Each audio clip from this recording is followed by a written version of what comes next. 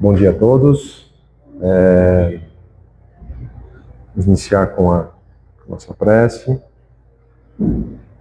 Fechemos os nossos olhos. Convido a todos a acalmarem o pensamento. Vamos nos conectar com a espiritualidade, com o Mestre Jesus nesse domingo de manhã, com sentimento de gratidão. Gratidão por estarmos aqui, por despertarmos essa manhã, pela ação que nos moveu até aqui. Agradecer ao sol que brilha, à natureza que vive lá fora. Pedir que nesse momento, que nesse Evangelho, possamos estar sincronizados, possamos compreender, possamos entender e carregar as palavras do nosso Mestre Jesus. E que também, desde os primeiros segundos do dia, quando pisamos aqui, agradecer ao tratamento que nos foi dispendido e que está sendo feito. Agradecemos a orientação, a direção e o caminho em nossa jornada. E que assim possamos seguir em mais esse momento. Graças a Deus.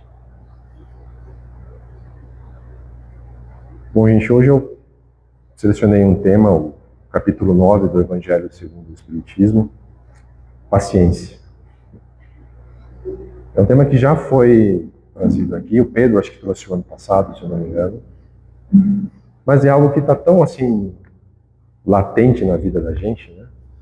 Que às vezes falta, às vezes a gente não sabe lidar, né? Especialmente nesse fim de ano, né?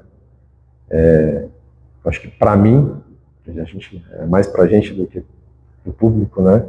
Para mim, acho que a paciência foi algo desafiador, né? Então, eu escolhi a paciência, foi meio que aleatório, eu estava dirigindo e não sabia o que escolher e vou jogar no YouTube aqui, palestra espírita, a primeira que veio, paciência, está aqui o tempo, né? Enfim, é um texto curto, tá? São apenas 4 parágrafos, mas que traz mensagens bastante relevantes para a gente, né? E a paciência no espectro de a paciência conosco mesmo, né? A paciência com as coisas de Deus e a paciência com relação ao nosso próximo, né? Bom, o Evangelho já abre um parágrafo e uma frase dentro desse parágrafo bastante contundente, que é: a dor é uma bênção que Deus envia a seus eleitos. Né? Uma dor, uma bênção que Deus envia aos seus eleitos. Né? Depois que eu li, falei, né, por quê? Né? E aí a gente fica pensando, né? Espírito ativo, católico fervoroso, crente fervoroso, né? Por que Deus vai colocar uma dor na vida dele? Ele já é ali, eu até escutei numa palestra, assim, o cara falou, ele já é o brother do JC, né? Já está ali com Jesus, por que uma dor, né? Faz sentido? Por quê? Mas não, a dor é nossa, a dor é conosco, né? E por quê? Deus manda a dor para alguém por acaso? Não. Deus ali pega o tablet dele por acaso e fala, deixa eu ver aqui o índice de conforto, né? Ah, o Eric está confortável, vou mandar uma dorzinha para ele aqui. Davi está tranquilo, vou mandar uma dorzinha para o Davi. Não, ele não faz isso. Deus é perfeito, né? E na sua perfeição, ele não escolhe, né? A dor é nossa. A dor é por nossas escolhas. Desde o nosso plano reencarnatório. A gente estava lá na pátria espiritual, lá quando foi feito o planejamento estratégico da sua jornada na Terra, foi selecionado ali, ó, você vai passar por isso, faz sentido para você, você quer aumentar, diminuir, então assim, já está trilhado ali, né? E também conectado com as nossas escolhas diárias, né? E aí o parágrafo continua. Não vos aflijais, portanto, quando sofrerdes, mas pelo contrário, bendizei a Deus Todo-Poderoso, que vos marcou com a dor nesse mundo, para a glória do céu. Marcou com a dor nesse mundo. Bendizei. Quer dizer, então, que tem que agradecer a dor? Por quê? Né? Se a dor faz parte do meu plano, por que eu tenho que agradecer? Né? E sim, eu tenho que agradecer. Por quê? Porque cada um tem suas dores físicas, morais, espirituais, psíquicas, sociais. Mas por que a gente tem que bendizer? Porque ela é uma ferramenta. A dor é uma ferramenta que Deus nos deu. Né? Uma ferramenta para que a gente possa aprender com ela. A gente possa se transformar através dela. Né? E aí começa a entrar a paciência. Né? A paciência ou a ciência da paz, que é outra forma também de você escrever a palavra paciência. Né? Então, se a dor é uma ferramenta, o que é a paciência? A paciência é o complemento dessa ferramenta, é o acessório. Né? Podemos dizer até que praticamente uma não funciona sem a outra. Né? E sendo um complemento dessa ferramenta, né?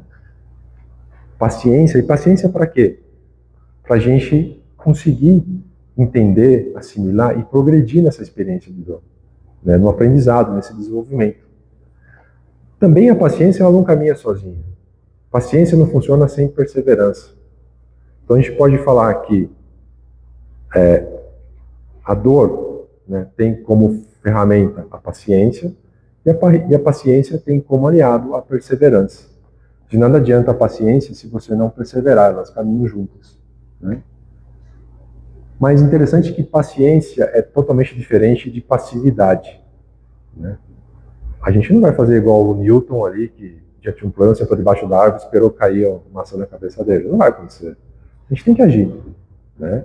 Então, a passividade nesse sentido não funciona. A gente tem que ter a paciência para entender, compreender e transformar em ação, em atitude. Né? E aqui entra a questão 740 do Livro dos Espíritos, onde Kardec coloca a seguinte pergunta: para o homem, os flagelos não seriam também provações morais, submetendo-os às mais aflitivas necessidades? A resposta: os flagelos são provas que dão ao homem a oportunidade de exercitar sua inteligência e mostrar sua paciência e resignação à vontade de Deus. Então, a ação está aqui super clara, não funciona assim. Né? E também não adianta a ação da maneira errada. Né? Assim, também não adianta também querer sair agindo, porque cada um tem seu livre-arbítrio. Cada um escolhe o que pode fazer. Todo mundo aqui escolheu acordar hoje de manhã e estar aqui. Todo mundo poderia ter escolhido ter ficado na cama, ter ficado assistindo Globo Rural. Todo mundo aqui tem livre-arbítrio de poder levantar e ir embora. Deus não proíbe a gente de fazer absolutamente nada. Só que aqui entra a lei da natureza e ela é infalível. Toda ação tem uma reação. Você tem um pêndulo, né? Você vai empurrar o pêndulo. Eu posso empurrar o pêndulo para qualquer direção, mas ele vai voltar. Por quê? Porque ele tende a voltar ao estado que ele estava. Né? Então, de nada adianta a ação, tem que ser uma ação com propósito. Porque senão a reação ela vem na mesma desproporcionalidade da sua ação. Né? E aqui entra um contexto interessante do paradoxo da tolerância, que ele afirma que em uma sociedade tolerante, afirma que uma sociedade tolerante deve ser tolerante com os intolerantes, mas essa tolerância não pode ser ilimitada, pois levaria à sua destruição. Então, ou seja, você pode agir até um certo limite, né? Não é ilimitado. Né? E aqui um exemplo até bobo para isso, mas você está na sua casa no domingo à tarde, bate um parente na sua porta, que você não esperava, um parente distante, que mora muito longe, fala: olha, eu tenho um tema para resolver na cidade, eu não tenho onde ficar. Posso ficar na sua casa por 3 dias? Sim, pode ficar, fica à vontade. Os 3 dias viraram uma semana. E ele continua lá. Uma semana, 15 dias. 15 dias, um mês. 2 meses. 3 meses, 6 meses. Né? Aí ele já começou a trazer os outros parentes dele para sua casa. Quando você se dá conta, a família inteira dele está morando na sua casa, quase te colocando para fora. Então, ou seja, tem um limite. Né? É uma ação que tem um limite. O evangelho continua. Aí ele começa a trazer mais contexto. Agora, conectado à caridade. Sede pacientes, pois a paciência é também caridade. E deveis praticar a lei da caridade ensinada pelo Cristo, enviado de Deus. A caridade que consiste em dar esmolas aos pobres é a mais fácil de todas.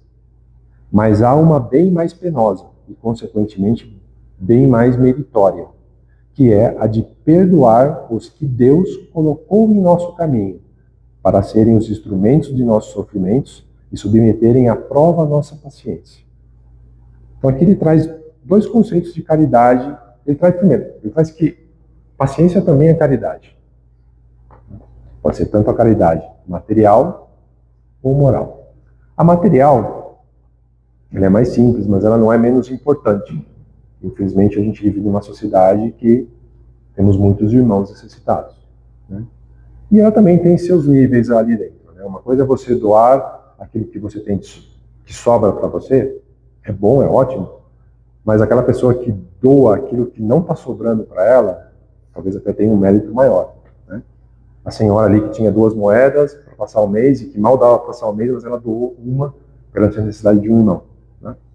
E a caridade moral, essa sim pega para a gente. Essa é aquela que vai nos desafiar. Essa é aquela que vai pôr o dedo na ferida ali, que vai nos cutucar, que vai colocar a gente na parede. E por quê? Porque é que vai fazer a gente passar por provações. Né? Provações por quê? Porque envolvem 3 coisas: perdão, tolerância e benevolência. E por que isso dói?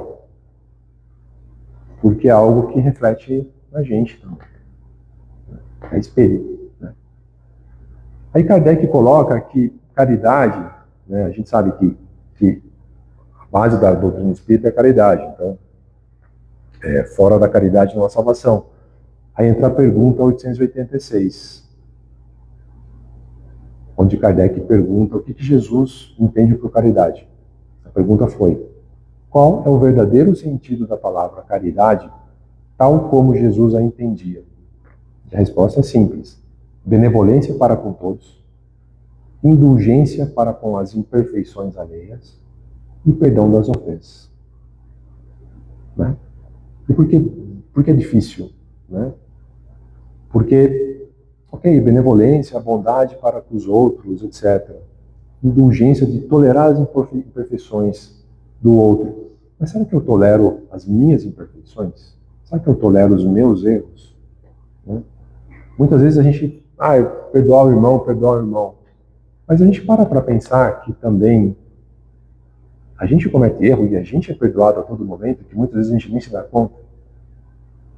Né? Às vezes a gente olha muito para o alto e não para o in, para dentro. Né? Então, por isso que é difícil. Porque quando você tolera uma imperfeição de alguém, você automaticamente acaba subjugando. Eu não faria isso. Eu faria diferente. Você já se colocou como superior. E aí que pega pra gente. Né? Então, ou seja, atitude com bondade para com os outros, benevolência. Né? Tolerar o erro do outro, mas também saber tolerar o meu. Né? Saber entender o meu. Né? E como a gente faz isso? Autoconhecimento. Busca do conhecimento interior. Né? Saber identificar quais são os gatilhos que nos tiram do caminho. Né? Quais são os gatilhos que muitas vezes nos colocam de maneira impensada ou automática como superiores aos outros. Né? A gente tem que saber identificar isso. Saber identificar para transformar em ação. No próximo parágrafo, o Evangelho traz: a vida é difícil, bem o sei, constituindo-se de 1000 bagatelas que são como alfinetadas e acabam por nos ferir, mas é necessário olhar para os deveres que nos são impostos e para as consolações e compensações que obteremos, pois então veremos que as bênçãos são mais numerosas que quando curvamos a fronte à terra. Curvar a fronte, ou seja, se encolher, né? Nossa vida é feita de um composto de bênçãos, né, e escolhas. Né? Bênçãos pequenas, grandes, a bênção de estarmos aqui, a bênção de acordarmos, a bênção de podermos ouvir, de podermos assimilar as coisas. Né? Muitas vezes isso vira automático, a gente não dá valor. Né? E também das escolhas. Você quer olhar o problema, a paciência, a dor envolvida a isso pelo copo meio cheio ou pelo copo meio vazio? Né? A gente busca o entendimento dos erros, dos problemas, olhando a parte que falta do copo para complementar ou o que eu perdi do copo. Né? Aí você vê pessoas que, frente a dificuldades gigantescas ou doenças muitas vezes devastadoras, né, agem de maneira totalmente diferente. Tem aquele que quer viver cada segundo da melhor maneira possível, contribuindo com o que lhe resta, e aquele que se entrega. Né? Que prisma você quer olhar? Que prisma você quer seguir? Né? E pior, né? Você quer definir a ação por um caráter, por um critério positivo ou por um critério negativo? Lembra da ação e reação. Se você definir uma ação por um critério negativo, a reação vai ser por um critério negativo. Né? Então, como a gente escolhe faz toda a diferença. No livro Fonte Viva, ali Emmanuel faz uma frase bem curta, mas que sumariza perfeitamente. Não te perturbes, pois, diante da luta, observa. O que te parece derrota, muitas vezes, é vitória. E o que se te afigura em favor de tua morte é contribuição para o teu engrandecimento na vida eterna. Ou seja, calma, não se aflija. Procure entender por que as coisas acontecem. Procure entender como os desafios surgiram na sua vida. Faz parte do plano. E como isso se transforma, né, para o teu crescimento. Paciência para observar, entender e agir com vigor, mas não em caráter ilimitado. E aí o Evangelho fecha trazendo Jesus como um modelo. Coragem, amigos. O Cristo é o vosso modelo. Sofreu mais que qualquer um de vós. E nada tinha que se acusar, enquanto tendes a espiar o vosso passado e de fortalecer-vos para o futuro. Sede, pois, paciente, sede cristãos. Essa palavra resume tudo. Eu não consigo pensar em exemplo maior de paciência e resignação do que Cristo. Ele estava ali sendo açoitado, né, humilhado, estava sendo assassinado. E ele teve um exercício de paciência incrível. Perdoou aqueles que estavam fazendo aquilo. Eu não tenho exemplo diferente disso. Né? Ok, é um modelo a ser seguido? É. A gente está perto ou está longe desse modelo de paciência? Acho que está bem longe. Né? Mas a gente está progredindo, a gente está buscando. Mas ainda é um modelo bastante distante. Né? Muitas vezes aquela pedra no caminho que a gente tropeça já é já uma tempestade. Mas isso foi só uma pedra. Né? Olha o que Jesus passou. Olha o que ele sentiu, olha o que ele sofreu. Né? E pior, às vezes a gente tropeça na pedra, eu quero delegar a dor que eu estou sentindo para o outro. Né? Quem que colocou essa pedra aqui? Tudo bem, eu estou sentindo a dor do meu dedão estourado, mas eu vou fazer a vida daquele cara que colocou a pedra aqui o inferno, que ele vai sentir mais dor do que eu estou sentindo no meu dedo. Então eu estou passando para ele assim, olha, a dor é sua, você que está causando a dor. Então, delegar às vezes é algo que a gente faz. E faz às vezes automático. Às vezes faz dentro de casa, às vezes faz com a família, às vezes faz no trabalho, na sociedade, né? Às vezes você está dirigindo, passa aquele cara que te fecha e você, né? Espera aí, por que ele fez aquilo? Né? Talvez ele está necessitado, talvez ele está alguém doente no carro, talvez de fato ele tenha uma reunião importante que está super atrasado, que pode custar o emprego dele. Vai com Deus, meu amigo. Né? Então, é um exercício. Né? Então, essa questão de delegar a dor é algo que a gente tem que tomar muito cuidado, porque é mais fácil. Né? Não é fácil eu pegar o meu fardo e jogo no colo do outro aqui e vai. Né? Principalmente se a pessoa, você percebe que a pessoa está mais equilibrada que você. É automático você... Eu não me sinto confortável vendo ela mais equilibrada do que eu. Vou desequilibrado também. Se eu estou, ele vai estar. Né? Então, temos que ter cuidado. Né? Enfim, todos nós aqui acordamos hoje, cada um com a sua dor. Cada um tem seu fardo. Como diria minha avó falecida, cada um tem sua cruz, né, que carrega. Né? Mas o ponto é como você entende essa dor? Por que ótica você analisa isso?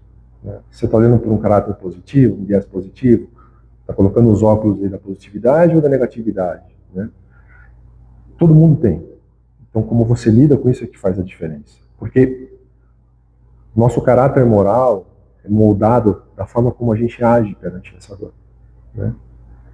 E a gente tem que fazer uso de ferramentas. E tem tantas ferramentas no nosso dia a dia que às vezes a gente não percebe. Falei da minha avó, lembro da minha avó falando, da minha mãe falando que fala até hoje. Conta até 10. Né? Respira. Segura. Espera um pouco. Segura a resposta. Segura o pensamento. Né?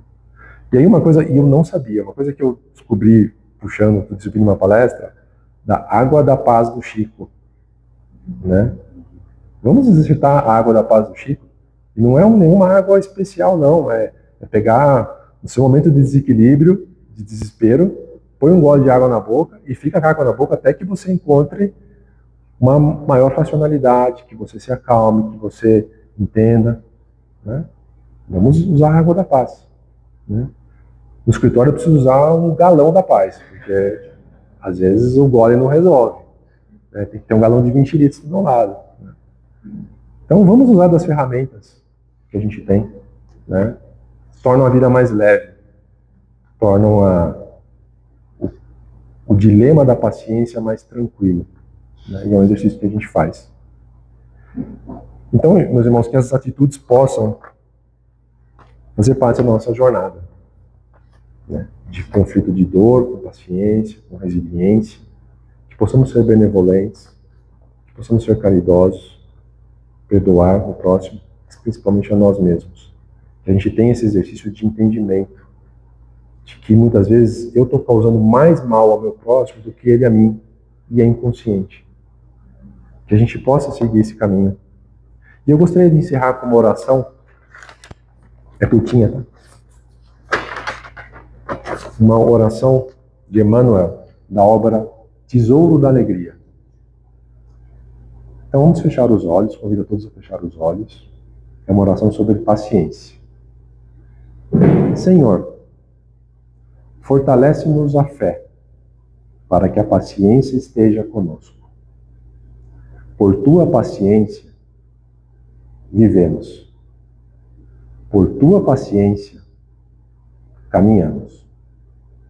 Auxilia-nos, por misericórdia, a aprender a tolerância, a fim de que estejamos em tua paz. É por tua paciência que a esperança nos ilumina e a compreensão se levanta no íntimo da alma. Agradecemos todos os dons de que nos enriquece a vida, mas te rogamos, nos resguarde a paciência de uns para com os outros. para que estejamos contigo, tanto o quanto estás conosco, hoje e sempre. Que assim seja. Obrigado. Ótimo domingo a todos.